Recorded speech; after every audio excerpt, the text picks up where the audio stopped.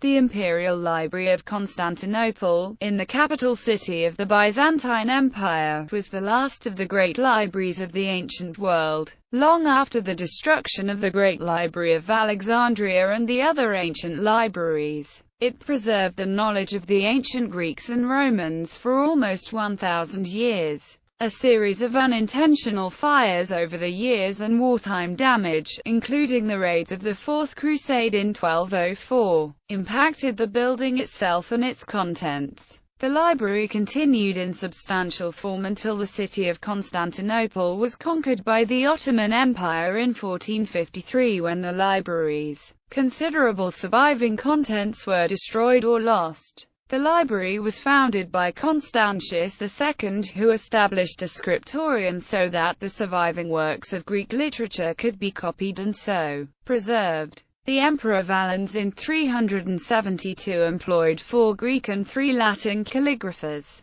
The majority of Greek classics known today are known through Byzantine copies originating from the Imperial Library of Constantinople. History. In ancient Greece, the written word in most literature was transcribed onto papyrus. As the papyrus began to deteriorate, there was a movement to transfer the reading material from papyrus to parchment, as did Constantine the Great around the 4th century, but his movement specifically concerned Holy Scripture. Constantine's heir to the throne, Constantius II, continued this movement. It was his work that culminated in the First Imperial Library of Constantinople. The library is estimated to have contained some 100,000 volumes of ancient text. The movement was headed by one Themistios, who commanded a group of calligraphers and librarians. Agathon the reader was at first reader, then librarian, at Constantinople. In 680 AD, during his readership, he was notary or reporter at the Sixth General Council, which condemned the monothelite heresy. He sent copies of the Acts, written by himself, to the 5 patriarchates. In 712 AD he wrote a short treatise, still extant in Greek, on the attempts of Philippicus Bardanas to revive monothelitism. Contents of the library. Those working on the transfer of the ancient papyrus texts to parchment dedicated a great deal of time and attention to prioritizing what warranted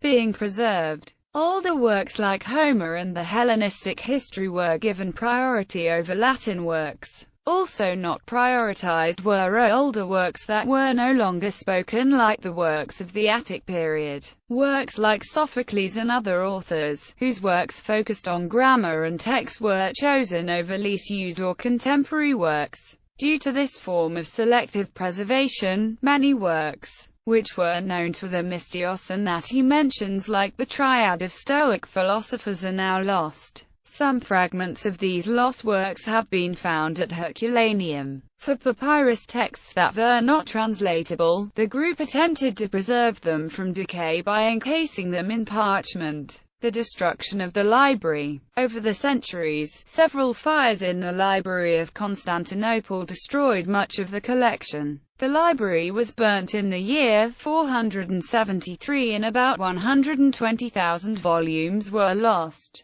However, the attempts of Themistios and Constantius were not fruitless, as some works were saved and recopied and circulated through other texts. Consequently, modern knowledge of classical Greek literature is greater than would be the case if not for their efforts. In 1204, the library was allegedly destroyed by the Franks and Venetians of the Fourth Crusade. Donald Queller notes that while some manuscripts were probably lost in the 3 fires that ravaged the city during the Crusade, there is no indication of the existence of a formal imperial library at the time and no source mentioning lost manuscripts. Whilst there were many reports of texts surviving into the Ottoman era, no substantive portion of the library has ever been recovered. Professor Carlyle was provided access in 1800 to the Seraglio, the supposed repository of post-Ottoman conquest surviving texts, but no texts from the Imperial Library were located.